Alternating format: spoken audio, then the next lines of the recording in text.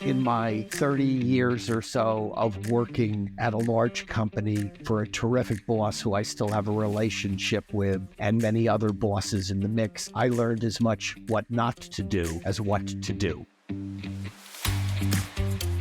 Welcome to From the Ground Up, the podcast where we delve deep into the inspiring stories of entrepreneurs and their journey to build successful startups.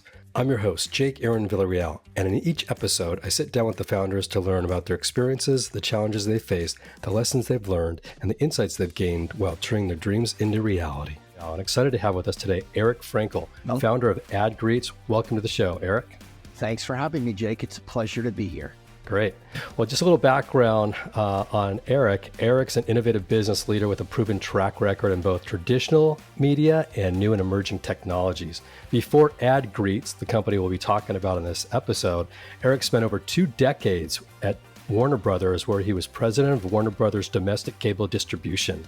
There, he created new strategic architecture in the broadcast, cable, and pay television landscapes, as well as advancements in new technologies such as voice, video on demand, HD, and the internet, while running a multi-billion-dollar division.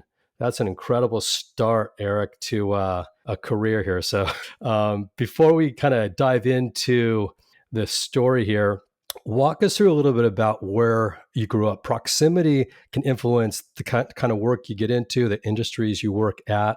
What industries did you grow up around? So I grew up about 18 miles north of New York City. I had 2 parents who commuted into Manhattan every day on the train. So I guess I was a bit of a latchkey kid. I had an older sister and typically came home to an empty house.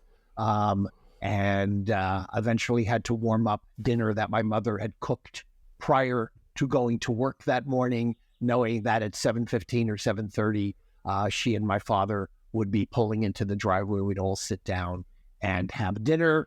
And I had many friends. My house was the hang house because my parents were gone. Yeah. And it started off where people would come over, watch TV and hang out and play sports and do all of that. And then as we got older, more mischievous activities. And we were totally into pop culture, which included movies, television, all sorts of going to concerts and live events, and grew up thinking that I would end up being a filmmaker or running a film studio. And that's what I pursued, and those dreams came true. Interesting. That's great. Yeah. Well, it was an era that might not be too far from what it's like today, but different technologies our kids use as they're home waiting for their parents to stop working. With your very first job as you were a latchkey kid and kind of becoming, into school years, high school, college, whatnot, what was your very first job you remember? Well, I had lots of jobs. So I was always a hard worker, always trying to make money, to whether it was going to be a cheeseburger, French fries, and a milkshake, or later take a girlfriend out for a cheeseburger, milkshake, or French fries and to dinner and what have you.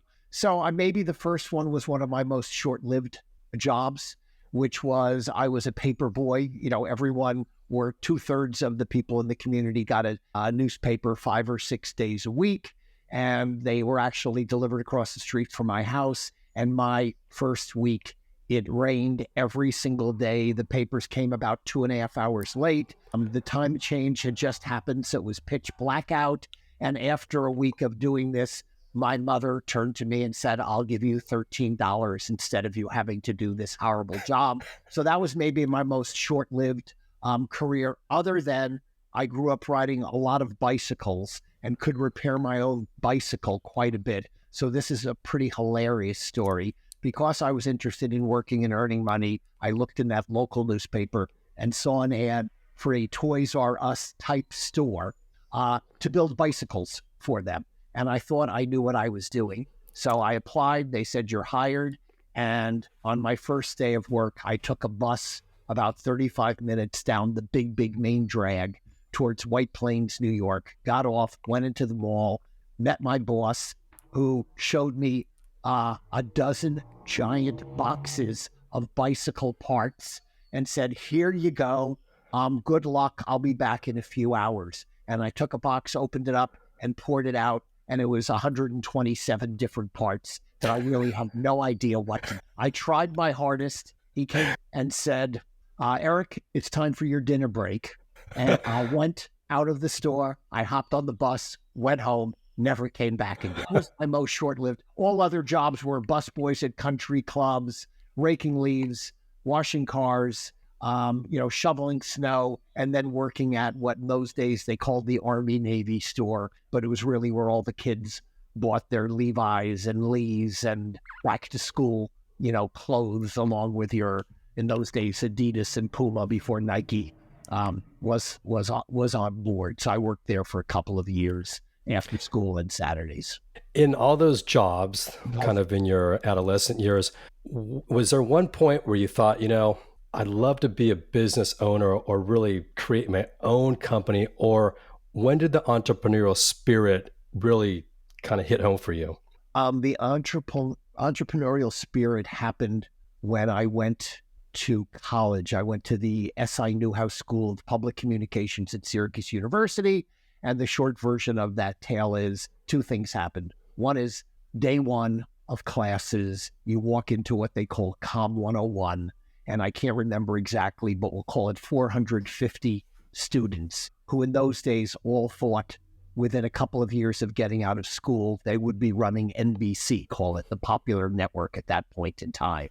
And I looked at them and said, they're not going to be running it. I'm going to be running it. So I immediately a friend of mine called me up and told me his brother was the big DJ in town.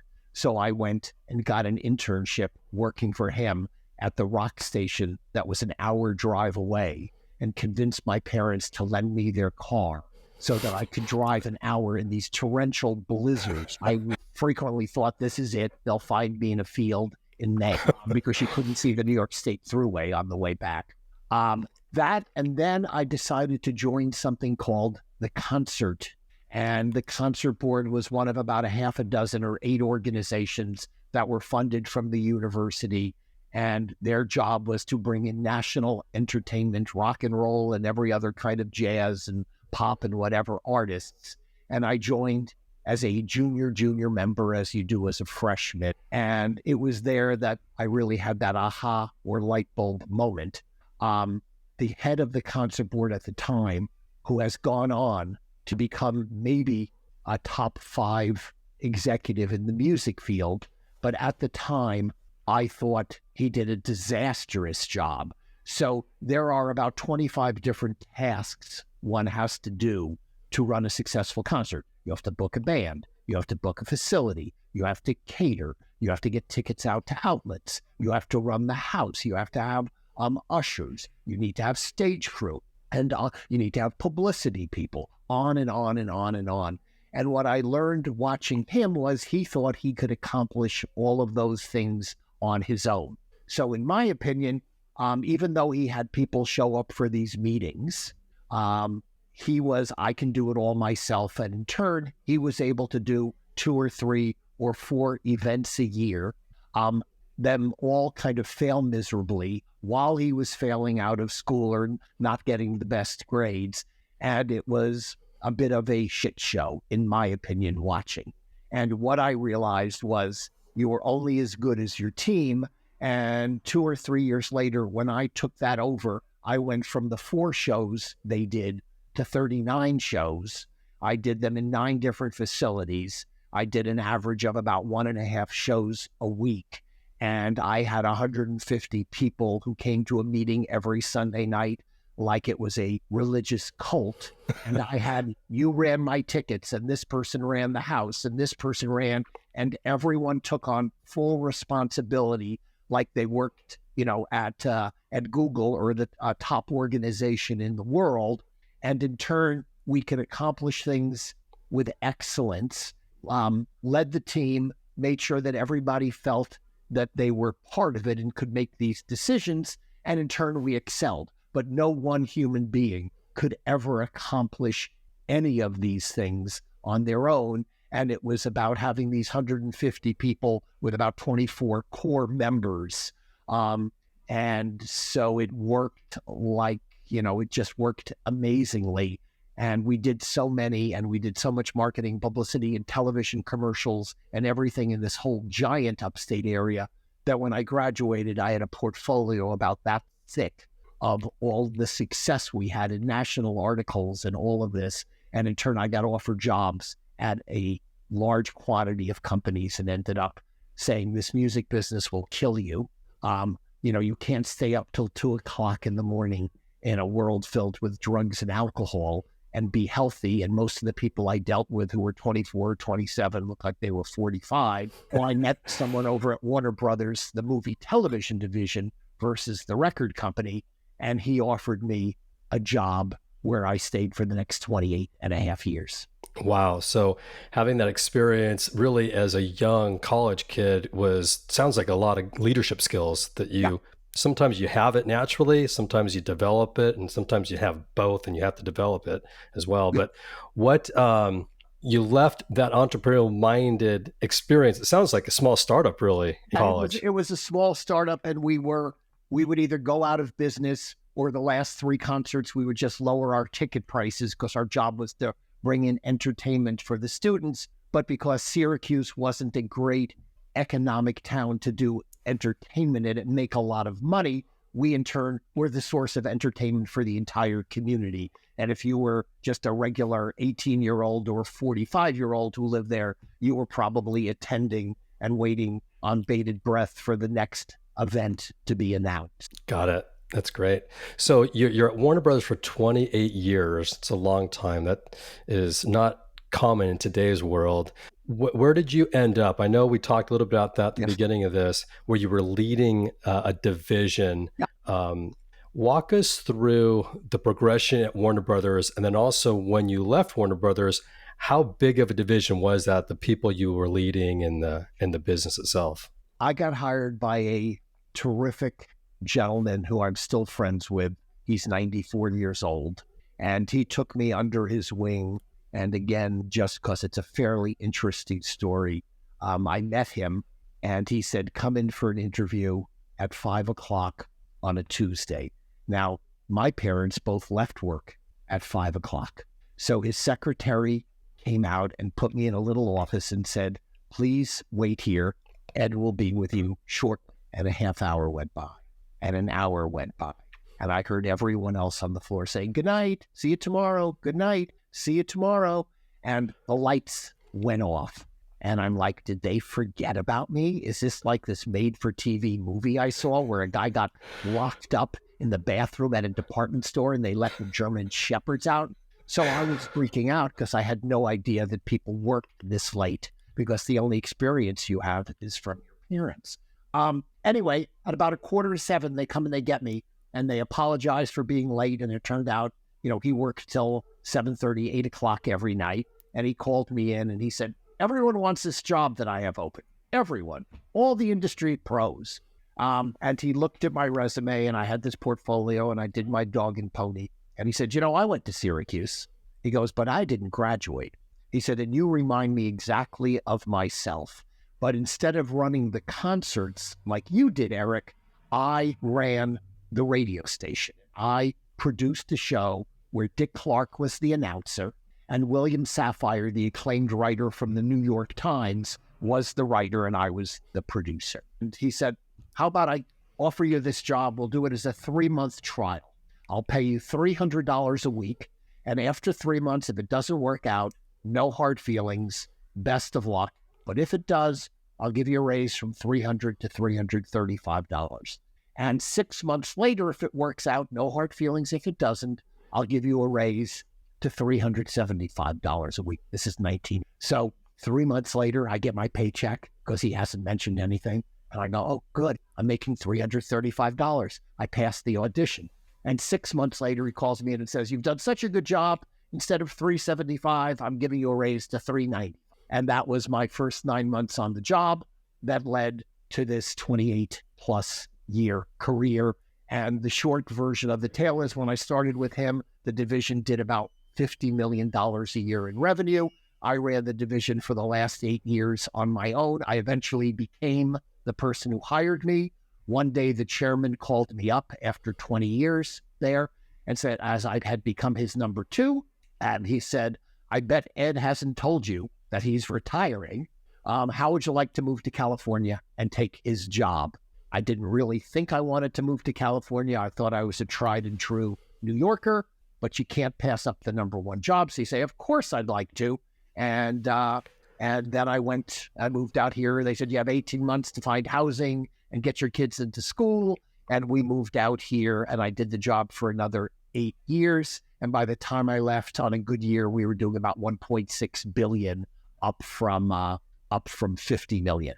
Wow, that's incredible. How big was the teams that you were leading at that time? It depends how you count it, but approximately 180 people. That's great. Because a lot of common resources, which was a smart idea. How many people do you need to come up with the marketing campaign for the television show Friends? So these people would create it, and then this person would touch it for home video, and then we would touch it for television, and so on and so forth. But my mantra on everything that I've done is, what's a better way to do it? What's a better way to do it? How do you reinvent? I always thought that if you did, the same thing every day, you become the horse and buggy. And today it's still the mantra that I try to, preach to the 30 people who work for us today is test, learn, improve, repeat. Test, learn, improve, repeat. And it always surprises me that it's harder to sell that through than one would think. And to me, that's the most enjoyable part is, what did you learn on Monday, Tuesday, Wednesday, and how do you do it better on Thursday, Friday, and next Monday? Yep, that's great. Well, let's dive into your company, AdGreets. What inspired you to start the company, and what's the problem, so the listeners understand, what's the problem in the market you're helping solve today? Well, let's talk about the original premise, and then we'll talk about. Great. Okay. So here I am leaving Warner after 28, 30 years. Two divisions are merged together, and I had a boss who was very, very old school, didn't want to reinvent anything. And I don't believe he ever liked the fact that I would come in every day with a new idea and a new idea and a new idea. And even more, unfortunately, in my opinion for him, he didn't like that all of my ideas came to fruition and were successful. And he was all about CBS and old school television. And I was cable and video on demand and new technologies and pay television. And he would think that we would be doing business the way we had for the last 25 years forever. And I knew it was going to change and change radically. So the short version of that story is that they merged two divisions together. The company agreed to pay me lots and lots of money for 4 years, which gave me the freedom to do whatever I wanted to do. And they let me stay in my office and gave me all these other benefits because it was just a merged entity versus, we don't like what you've been doing. In turn, I had generated $12 billion over the last, 5 years and so on.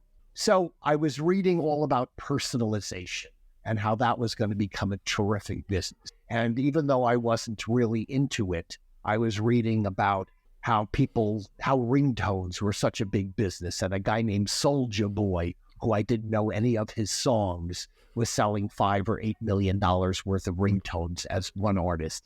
And after I studied it, staying in my office at Warner Brothers, being able to converse with my team who had worked with me for years and years, I decided that if we could take these things called ringtones and voicemail, and if we could create e-cards and e-invitations and have them personalized by celebrity, so instead of your phone just ringing and hearing a couple of notes of a Soulja Boy song, if it could say, "Yo, Jake, it's your boy Eric calling, pick up the phone," while Soulja Boy's hit song was playing.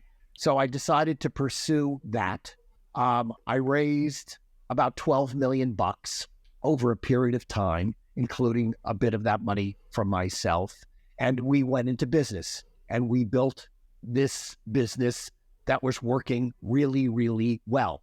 But it was a little too close to what I had been doing before, because I had to deal with celebrities, sports stars, agents, managers, and primarily what we would do is sell you a $3 card that had Mickey Mouse saying happy birthday to your child, one of your two children, with their name. Hey, Timmy, it's Mickey Mouse. Your dad told me it's a big day, your birthday. So we had deals with Disney and all of these various celebrities.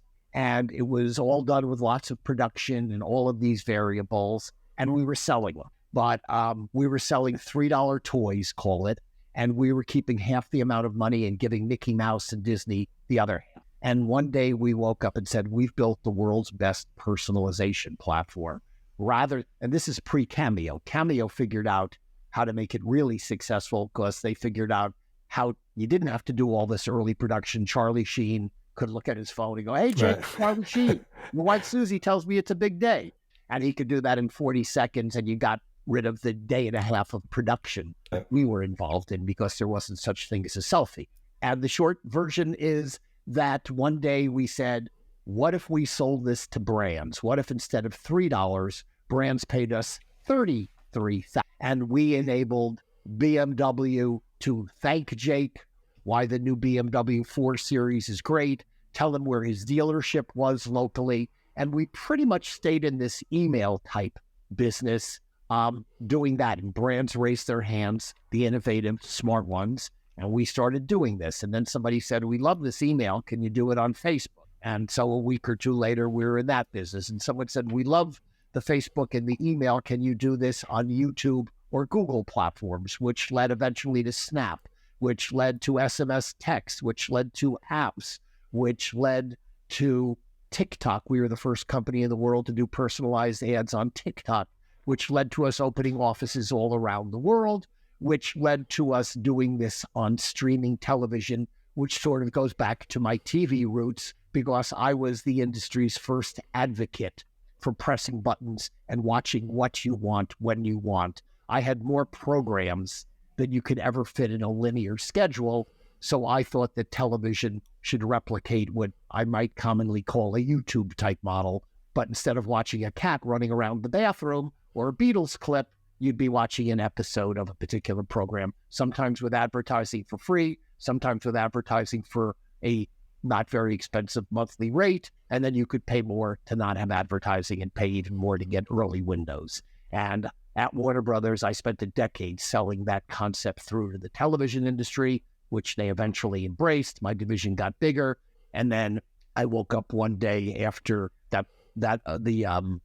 after we were doing all the cards and voicemails, and I said, you know what, here I am, this gigantic consumer who had this big job at Warner Brothers, and brands don't really converse with me. Macy's shows me ads and tries to sell me dresses and pocketbooks and high heels and doesn't tell me where my local Macy's is or where your local Macy's is. And advertising is dull, generic, very often static. Brands play the same ad for so long, even if we love it. The first time we say brilliant, the second time we say clever, the sixth time we say, I think I'm going to kill myself if I see it, and very often provide information.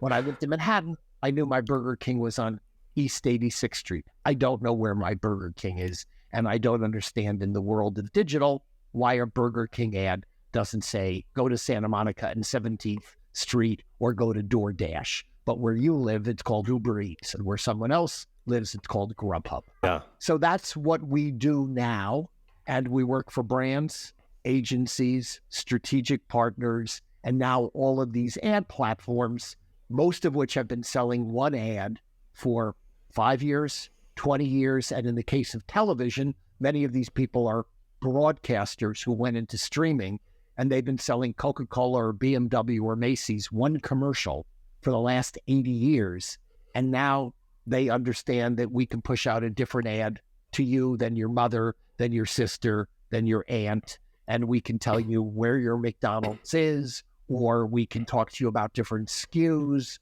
or anything you can imagine. So that's what we do. We make hundreds, thousands, tens of thousands of ads and messages on every ad tech and MarTech platform that exists to get people to pay attention, because we're going to talk to you about your blue button-down shirt and not your wife's skirt.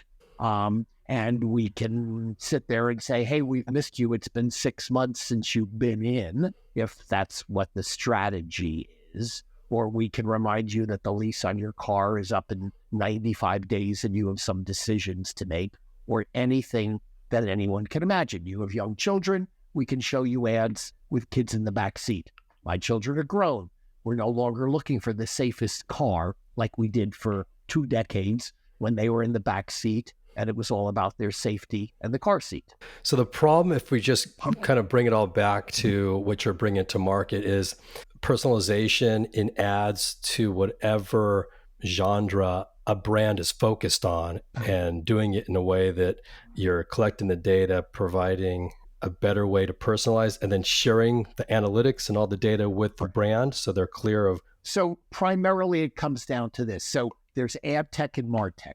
Martech is what a brand gets to push out more or less for free. That's email, that's SMS text, and that's apps. Yes, they may have to pay an SMS text, but they're not buying media from or Facebook Meta or Google. Those are their own channels and they can push things out. So we help them do that. And then there's something called ad tech. Ad tech is you buy inventory, and whether I'm going to watch a commercial on the new Netflix that has ads for those people haven't wanted to buy the old one because it's more expensive, or whether it's Facebook or whether it's Instagram or whether it's Snapchat or whether it's TikTok.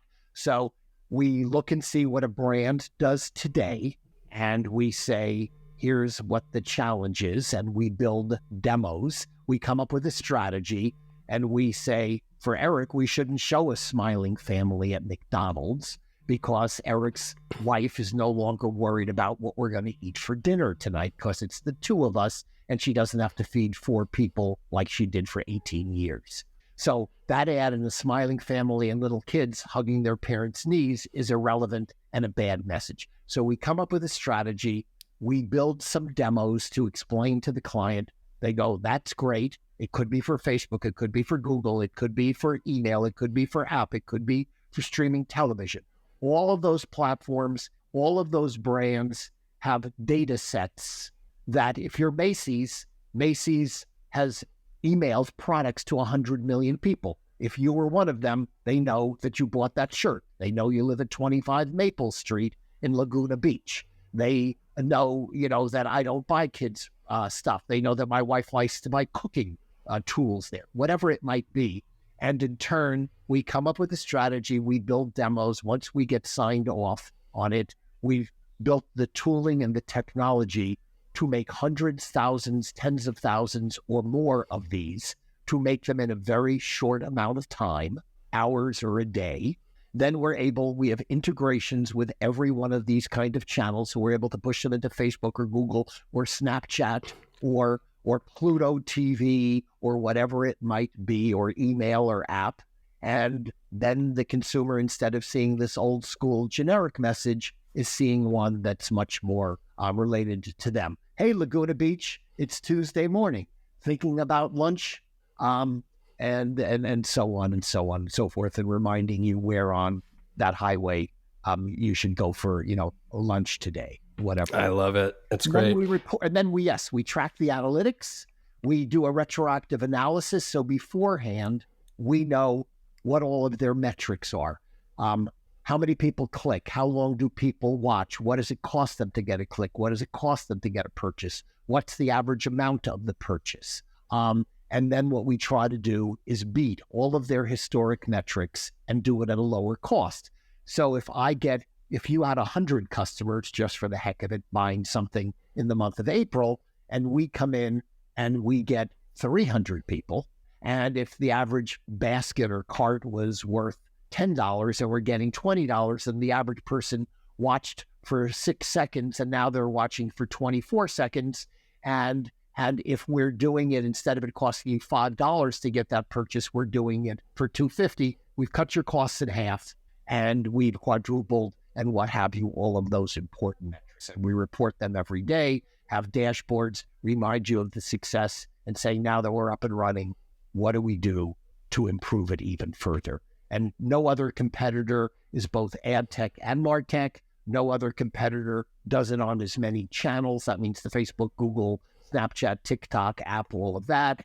And we do this all around the world. And I don't remember off the top of my head, 28 countries and 35 languages. Wow, that's incredible. Is the product specific to direct to consumer, You're talking a lot No, it about. can be B2B. So we do campaigns. The problem with B2B is there's usually a much smaller list, and most brands don't have good lists. So if you're trying to reach out to the people who run human relations at major companies to tell them that you have a better insurance offering than the current company they're working with, what we found is that insurance company usually isn't very good. At knowing those customers. We don't know who every human relations executive is.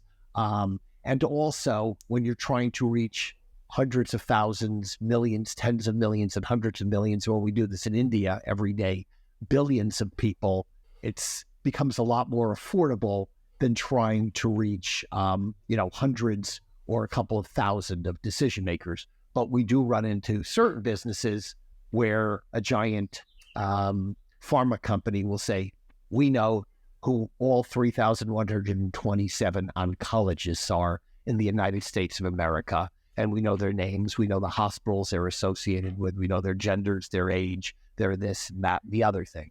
So in turn, if they decide they want to do this, and you were one, Jake, we can say, Jake, there's a new pill from Eli Lilly, and it does these things, and it would be great for your patients at Laguna Hills Hospital, and whatever it might, or a more blanketed version. But maybe better to show you a guy who looks like you in that ad, which we cut in, versus a white-haired 68-year-old doctor, because you're a 38-year-old doctor. So you might identify and pay more attention rather than saying, I'm not an old woman. Why are they showing me an ad with an older woman in a white lab coat? That's not me. Yeah, got it. Great. Well, you've been running this company now for 13 years. What was the most effective marketing strategy when you first launched that helped you gain traction? And how did you measure that success when you began? For a lot of companies that are just starting, they're trying to get, into the market. And what was your most effective way of doing that? Time, energy, and patience. So if you remember 10 minutes ago, I talked to you about how it took 10 years to convince the television industry to embrace streaming. Netflix was sending DVDs in the mail, not exactly what I would call a technological breakthrough, when it would all, I always hated sending back those DVDs, and I guess it was the horse and buggy. So what I've learned is, unfortunately, even though as a consumer we think that things happen overnight, they don't. So for example, we're having more success in the last 6 months and more people. So primarily what this is about is educating people. And the good news is, for years, people would say, I don't get it. You'd show executives at Macy's an ad that they show me trying to sell me a dress, a pocketbook, and high heels. And then I would play them one that's telling me to go to the Century City Mall, showing someone who looks like me in the ad, and talking all about SKUs that I would be interested in. And there are a lot of executives who would like to keep their head down, do things the way they always have, collect their paycheck, and not innovate. So there's two kinds. And then on the other hand, we have brands where we do our presentation and 5 cards into it, they say, where have you been? This is exactly what we wanted to do. You've reinvented our entire business. I have 135 million SKUs, and we need everyone as a unique customer, and we can't talk to them with one voice. We don't believe that people love the bouquet. We believe they love individual flowers. So there are many, many programs that I like on HBO, but I have no interest in watching the new Sex and the City, for example. So I'll pay you $100 not to watch it. But if you talk to me about a half a dozen shows, I was just very sad to see Perry Mason end a week ago. So it's using all sorts of data and knowledge and demographic information to guess what people. That doesn't mean that there aren't guys my age who don't love Sex and the City, but there's a better chance that they'll like a Batman or a Superman or the series about the Lakers and whatever else it is. And then, on Facebook, people say what they like. So you're able to utilize all of that to make more compelling ads. And we also don't believe there's a lot of customer experience and customer journey. If you and I went to lunch today at one of those restaurants on the main drag, on the way out, someone would say, thank you. Thanks for coming. Hope to see you soon. And if they knew you, Jake, they'd say, Jake, thanks for coming. Hope to see you soon. We could go spend $2,000 at Macy's or Saks Fifth Avenue and nobody would really thank us. I don't understand why a brand doesn't reach out, because you've opted in, Jake, to say, Jake, on behalf of everyone at Saks, we want to thank you for coming into the Laguna Hills store, wherever it might be, and purchasing. And then we are able to, via automation, pull up SKU number 1 you bought, SKU number 3, SKU number 27. Our way of saying thanks, purchase something again during the month of May, and we'll give you 20% off. And how do we turn a $500 sale into a $1,000 sale? And how do we make Jake feel good? And how do we differentiate Saks Fifth Avenue than every other brand? That's great. Yeah. Tell us a little bit about some of the companies you work with, some of the big brands that we would know about. Yeah, we've worked with a lot of them. And I mean, the interesting thing, what you learn is better ways to get them for longer. So, they range from, our longest term client is a company called VCA that I had never heard of. VCA is a veterinarian set of hospitals that got bought by Mars, what you and I would think is the candy bar company, out of the UK for, I think, $8 billion. So they're very, very substantial. And they have about 850 veterinarian hospitals. And in my neighborhood here, there are a zillion of them. And I got introduced to the CEO, who's very, very smart. He sold his company for $8 billion.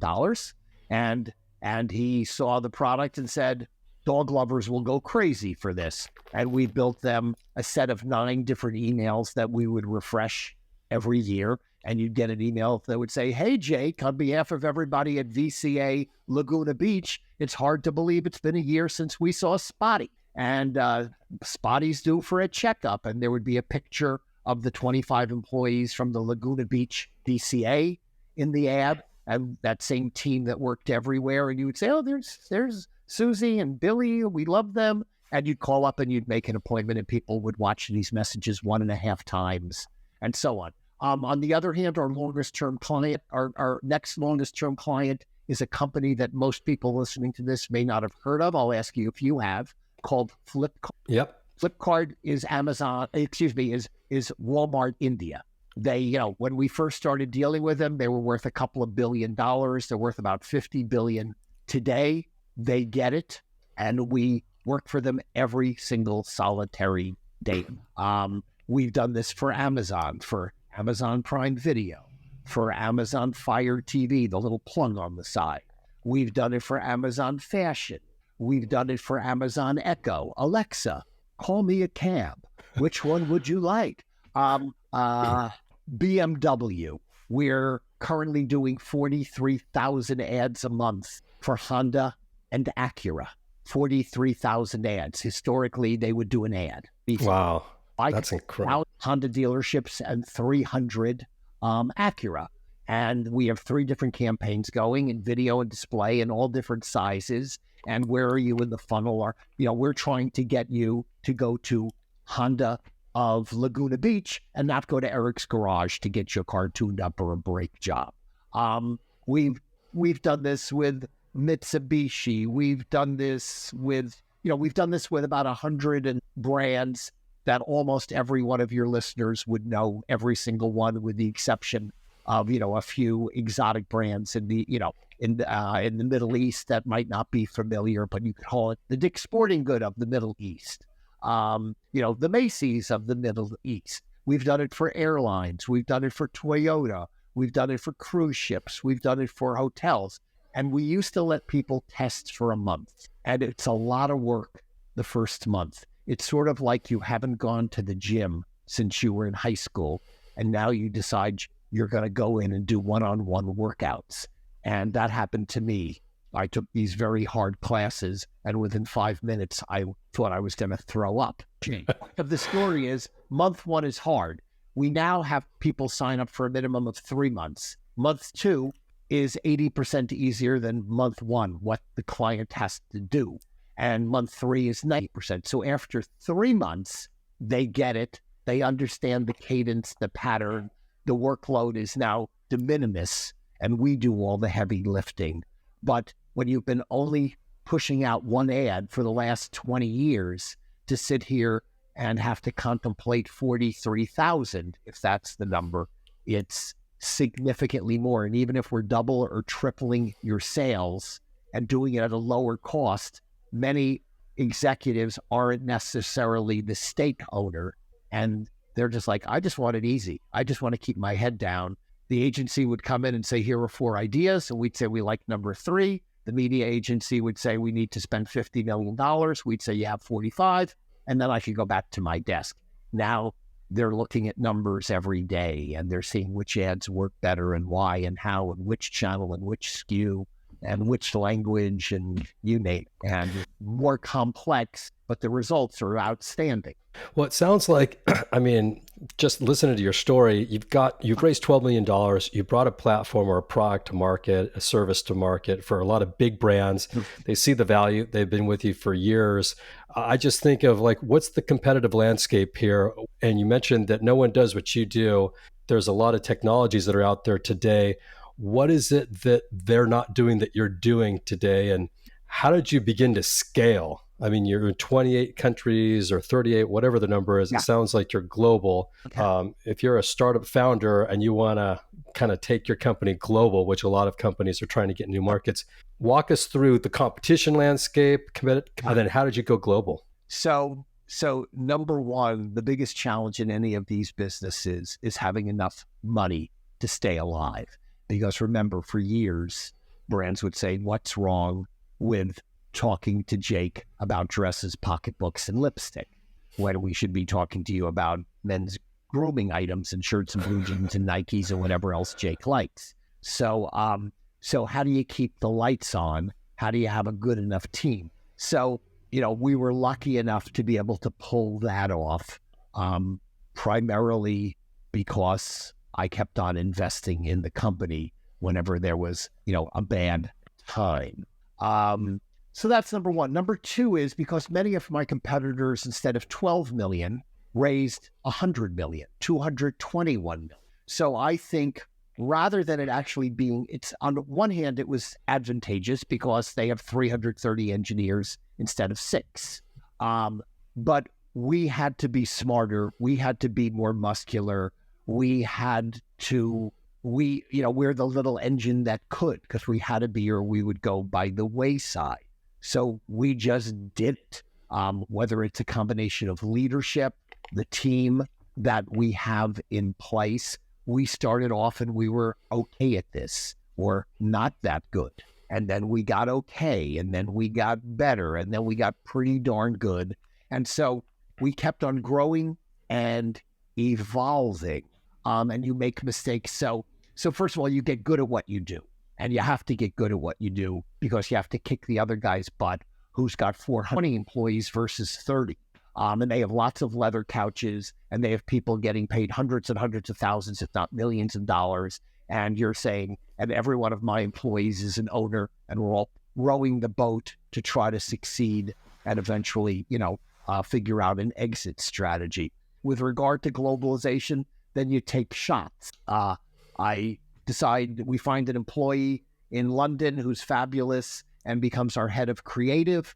And this is before COVID, and we work remotely, and my assistant leaves and moves to New York, and we learn how to operate just like you and I are talking here today. And we find out that it works as well as anything we've ever done. And there's no reason for my colleagues to drive an hour and 15 minutes from Pasadena, be at the office. If you're 22 years old, you may be losing some of the cultural participation that you have by being in the office, but we're getting 3 hours a day more work out of it. So we open up a shop in London. We throw money down and we hire all these salespeople, and we find out that either they're not very good at selling or the marketplace isn't. What we've done primarily is I found people that I've known from all around the world who previously handled the most important programming in the world, working at my company. And as Warner became T and then became Discovery Warner, a lot of very talented executives got laid off. So we would have them come to work and give them an ownership stake where they get a large percentage of all the money they bring in, but I'm not $1.25 million or $200,000 out of pocket on a salary hoping that they deliver. And we continue to add team members. So we have people in Sydney, Australia. Later today, we'll close a deal with a person who is one of the largest distributors of the most popular channels in the world in Latin America. So he knows every single broadcaster, cable system, satellite person, and now he's going to walk in and say, you should be doing personalization, both to get viewership and more importantly, for your advertisers. You shouldn't be selling one ad anymore. You should be telling Coca-Cola you can do 1,600 ads and tell people where to get their Coca-Cola or their Burger King and so on. So it's just natural expansion, hit and miss, trial. So after you lose X hundreds of thousands of dollars on the sales team in the UK, and why am I getting 28 meetings a week and they're doing 3? Yeah. So then you go, well, I want to be nice, but they're not necessarily the right team. So you change them out. I love that strategy where it's really you're, in a lot of ways, bringing people in as part owners and basically immediately getting impact from their own affiliate relationships and distribution. Correct. And without having the upside on the risk, but you're getting the benefit of their desire to really make it happen and connections and relationships that are pretty irreplaceable. I have a guy who worked at Turner. So he was the guy who distributed TBS, TNT, CNN, Headline News, Adult Swim. You tell me all the Turner networks, many, many more than I'm, forgetting. I see Cartoon Network. So he's one of the, most prolific distributors of networks. Yeah, I think he eventually also became the HBO guy and all of that. So, when he knocks on the door of the family in Brazil that owns all the media, he's warmly accepted, and he has the opportunity to make as much money as he can deliver because he's now, a participant in the business. And if he can turn it into a $20 million a year business for him, he can end up making 2 and 3 times more than he did per year in his 30 years as an executive at his old company. Yeah, it's interesting. At the beginning of this podcast, you talked a little bit about a pivot where you were at and pivoting from being at Warner Brothers into becoming, building your own startup. Within the startup, if you talk about a pivot, it sounds like you went from hiring full-time or salespeople to pivoting to more like this partnership of employing. So I hired lots of old people when I first started, overpaid them all. With this newfound money that we had raised, I hired lots of people I knew, and they weren't necessarily the right team to do this new business, which was selling Mickey Mouse cards and famous NBA players and comedian and MTV stars when MTV was huge in the old days. Paulie from whatever, the Jersey Shore, wishing you a happy anniversary or Merry Christmas or whatever it all was. So you learn on the job. Yeah. And you have to make decisions before the blood is up to your knees, or the deficits are. So, you can just try the next good thing. So you replace, and I'm not being ageist here or anything, you replace the 44-year-olds with 21-year-olds. So they earn the money back then, and they understand the religion, I would argue, much more, and the goal, and they're much more suited to the task. Yeah, no, that's great. I think a lot of that also goes to culture, where you might have a startup culture where you have, the desire to have people come in and build, versus they've been at big companies and systems have to be in place. They operate at a different level, at a different mindset when it comes to timing and getting things done. And we see companies make those mistakes all the time. You want the person that's had the big experience, the big companies, you bring them in and they don't know really how to operate. So that sounds interesting. For us, just to kind of give you a quick insight about a pivot we had to make, which was similar, where we when COVID hit, Uh-huh. our businesses, we help companies scale and hire. And it was great because you could hire anybody anywhere remotely.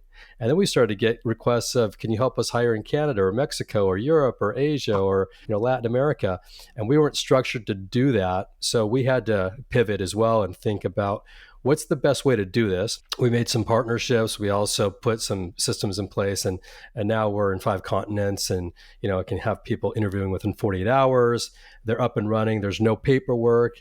It's super easy for companies to do that now and go global, whereas we had to adapt and figure it out. But it was challenging, and you had to put money back into the company, and you're thinking about, can I do this the right way? So as an entrepreneur, you don't always have things the way you think they should go. You have to make changes and adapt.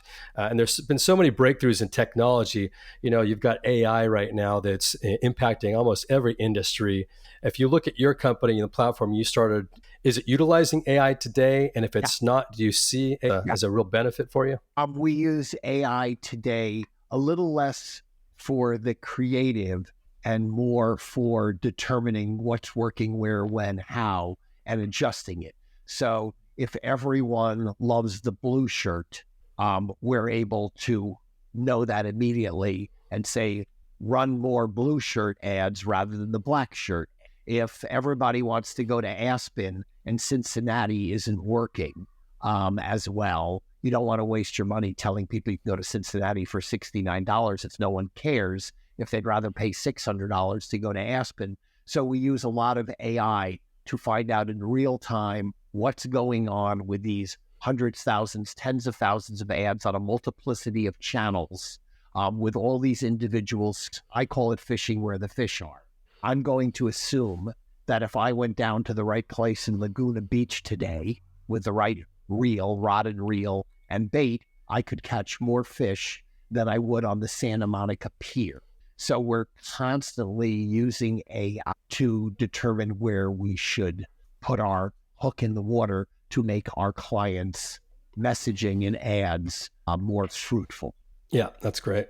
We work with a lot of companies in the AI space, and there's a lot that are coming out with videos that, I'm talking to you, but I can make my lips look like I'm talking to someone else. And do you see that type of technology having a role in your company? We're starting to do, not as much for the commercials that that a brand uses, but for in-house blog and for our own propaganda that we put out, why this is a better type of ad. Mm-hmm. So we're using, AI voiceover, AI to pull all the various clips and all of that. And we've been an advocate for years. I mean, I think my first conversation with the guy who ran AI at Facebook, was 8 years ago. And I think he's still there and still in charge. I think he's like an NYU professor or something when he's not running AI at Meta.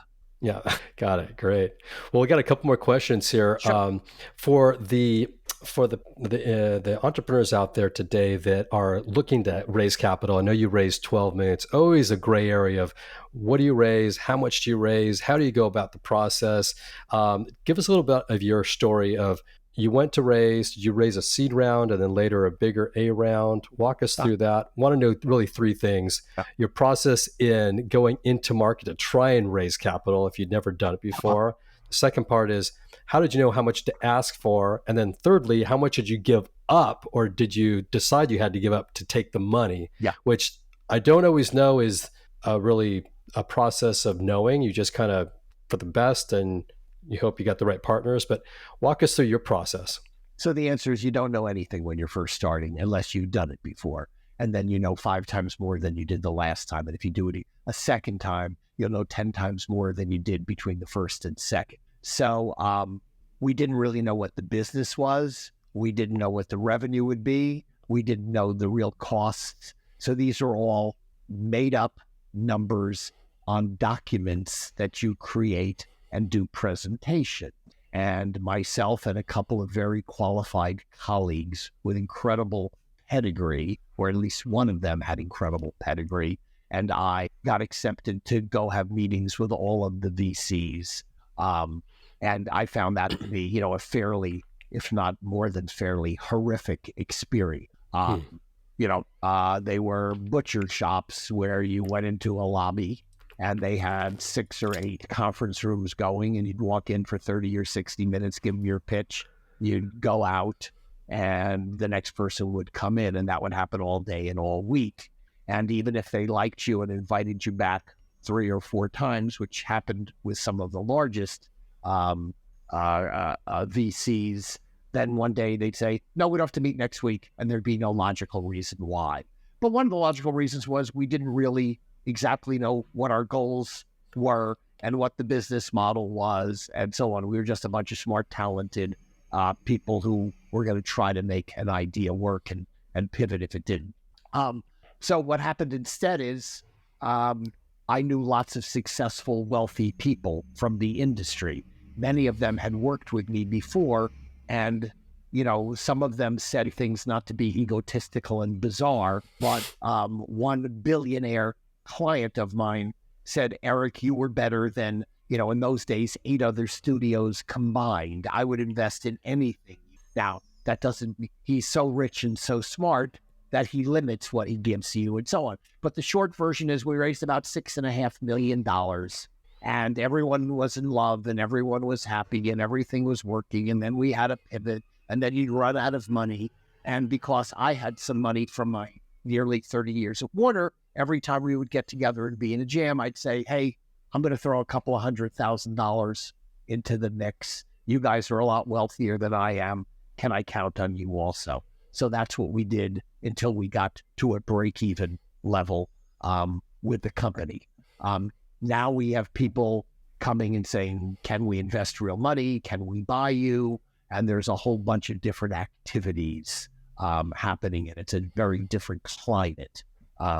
Although climates change, in 1 minute it's all about ad tech and this, and then it's all about AI, and nobody really knows what that means and how it's all monetized and so on. So that was our journey, and it's a horrible journey. What I like doing is inventing products. I like selling the products. I like producing the products. I like deploying them. And I like looking at the increases in engagement and activation that we garner more than I like going to nameless people and trying to convince them to give us money. Yeah, got it. That's not as much fun. And as far as evaluations, you're not really, really concerned about that, in my opinion. You either want to do this or not, and you're either going to get money from someone or not. And the trick is, can you, I don't know what the latest numbers are, but somebody would tell you that 92% of all startups fail. So the question is it a good enough idea? Is there a broken $781 billion business called marketing that doesn't tell me where my Burger King is, doesn't tell me where my Ford dealership is, shows me a commercial of a car with little kids in the back seat when I don't have little kids and I don't care about that. And now I just want a fast car with a good stereo and a big screen. So there was a real problem. There still is. Everyone will do what I'm telling your listeners and viewers today. In the next 7 years, this will be commonplace.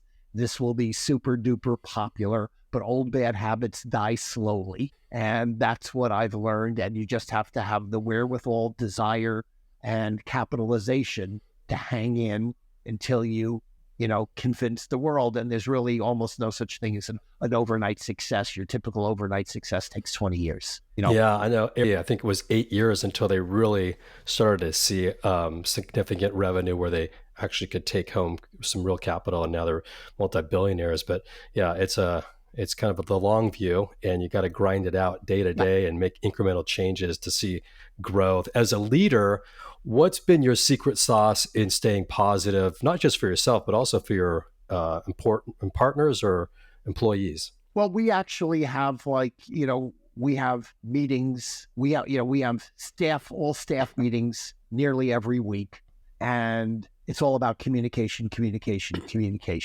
So, you try to be, in my case, maybe the old wise man. So I used to like to say at Warner, in those days when everyone had receptionists, and 9 out of 10 receptionists would just offer you a bottle of water and maybe ask you to sign in. I would say our receptionist can tell you what our top 10 goals and objectives are. So the right hand has to know what the left hand's doing. So it's really about communication. I mean, there's a whole other list, but the logic is every week we sit down and I say, here are our top 10 or 15 things we're working on. So no one can say they don't understand it. And then every single person pulls up their page of a deck and tells the rest of the people, with the exception of some maybe some administrative people, but even they get a chance. And they say, here are the top 5 or 10 things we're working on. So we know what's going on in engineering, and we know what's going on creatively, and we know what's going on with analytics.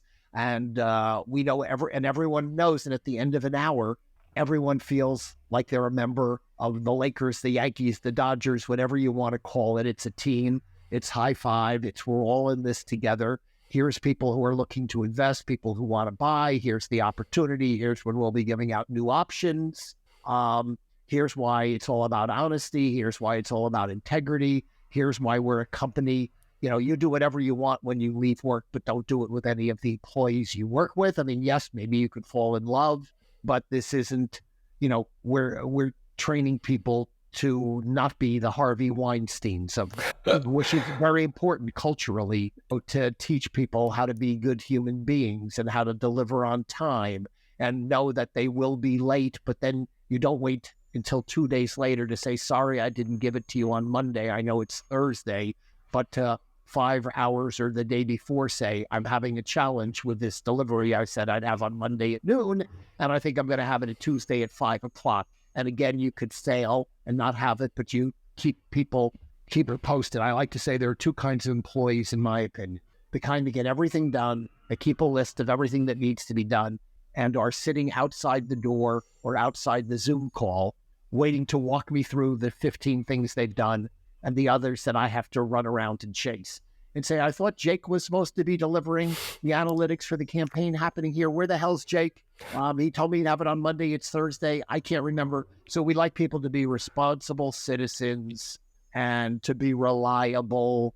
And that's what we try to, teach everything. And I talk to people at companies, they go, I don't know anything the company's doing. There's never a town hall. Yeah. There's never a meeting. I've never met the boss. We don't know what he does. And that was my life at Warner Brothers to a large degree. So you took that experience and made it better based on what you felt was positive, more engaging, more collaborative. Yes. Communication sounds like it's the heart of your culture. Yeah, it's the heart. You can't. The train doesn't run on time unless there's a schedule.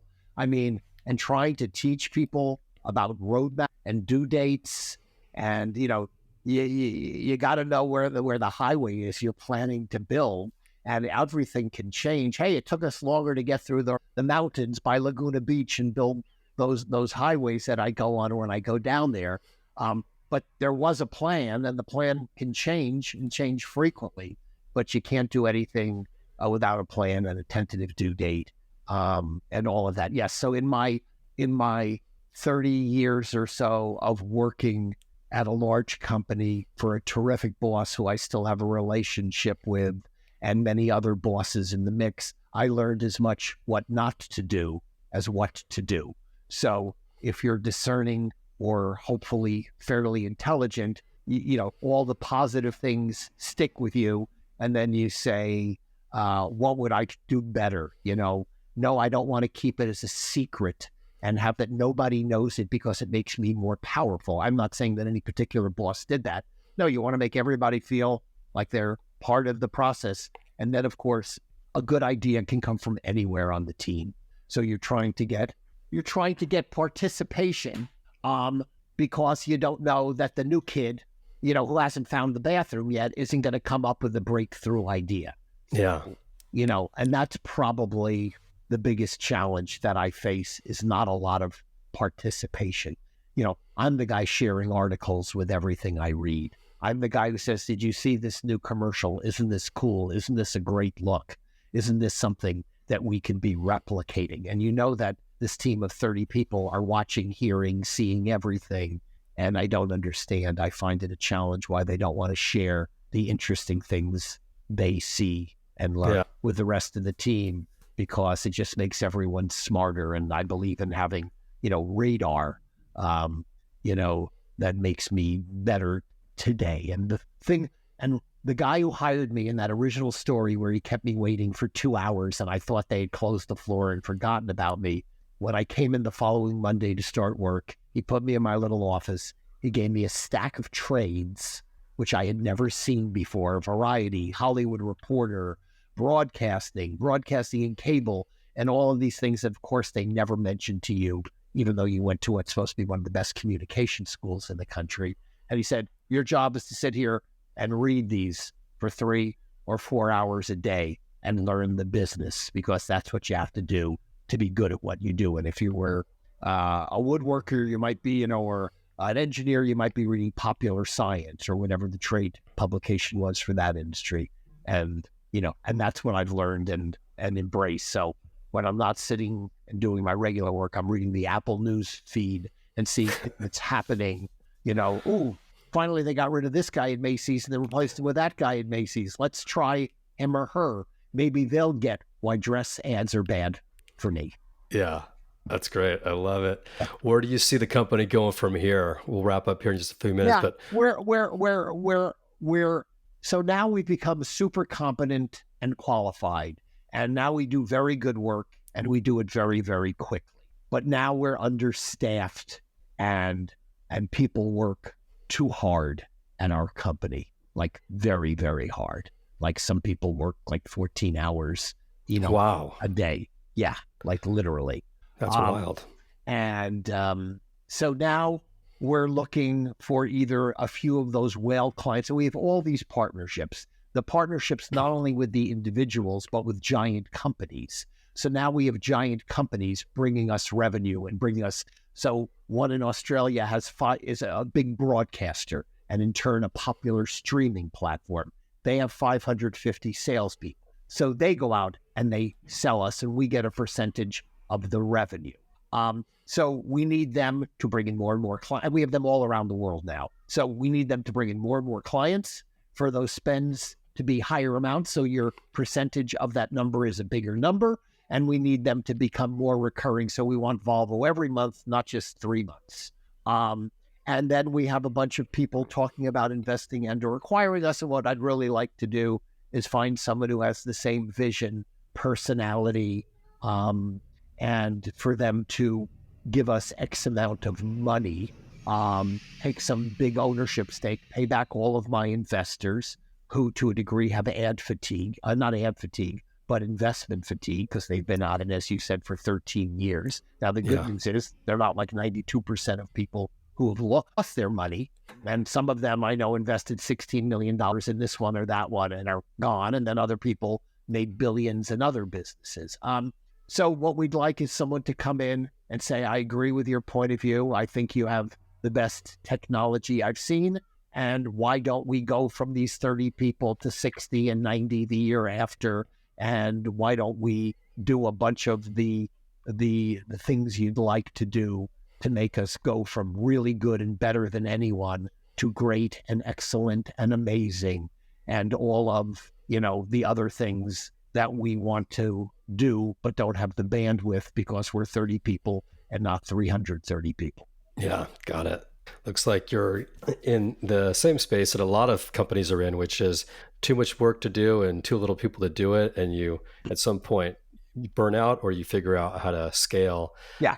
So, we're really good at scaling and we do things in a half hour that would take 2 days more. But so we have more ideas to pursue and sort of a lot of things are coming in the inbox. Yeah. And because we have that attitude of test, learn, and improve, it isn't like, hey, we're not In-N-Out Burger, just making that same, delicious, most people would think, hamburger and over again. We're saying, what's the next burger? What's the next burger? What's the next burger? Or should we be selling pizza and why? Yeah, gotcha. Yeah. Really cool. Well, as a successful founder, what advice would you give to aspiring entrepreneurs that are thinking about starting a business in today's market? And what do you wish you knew when you were just starting your current company? Well, sometimes ignorance and lack of experience, I guess, can be terrific because we see, young people straight out of school, drop out of school, go on to launch these significant companies. If you dig in, they really ran into lots of rough spots, or, Facebook was a way to look at the pretty girls or the pretty guys in your college class.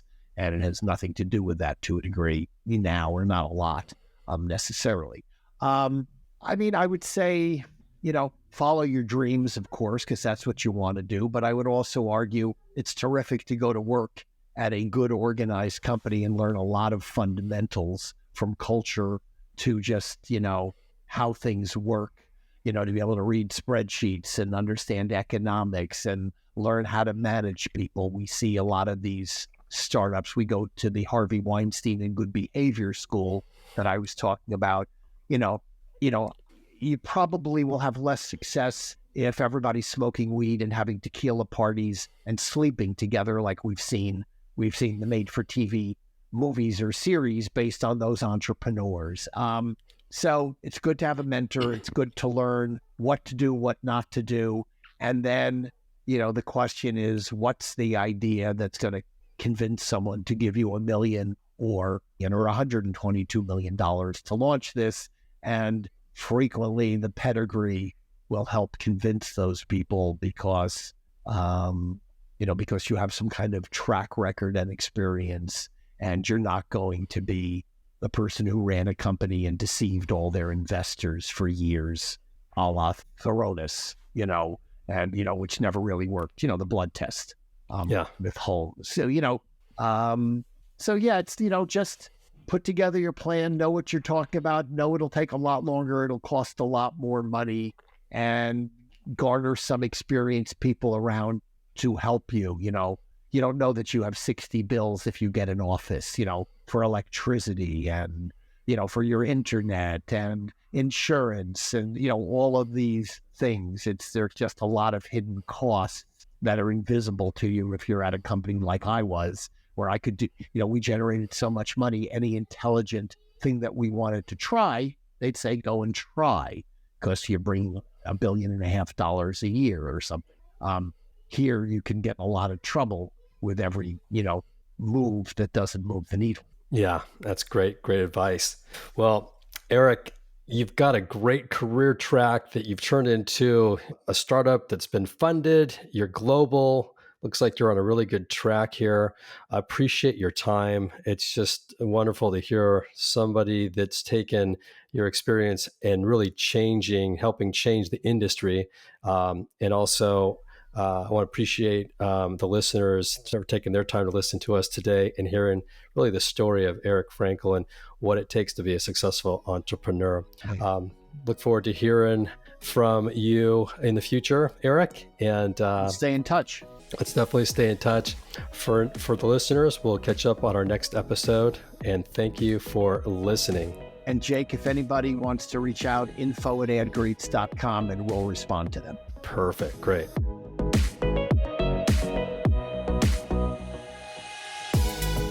Before we wrap up, I want to give a big shout out to all the entrepreneurs that have joined to make this podcast possible. And for all the listeners for listening. It means the world to me that you chose to spend your time with us today.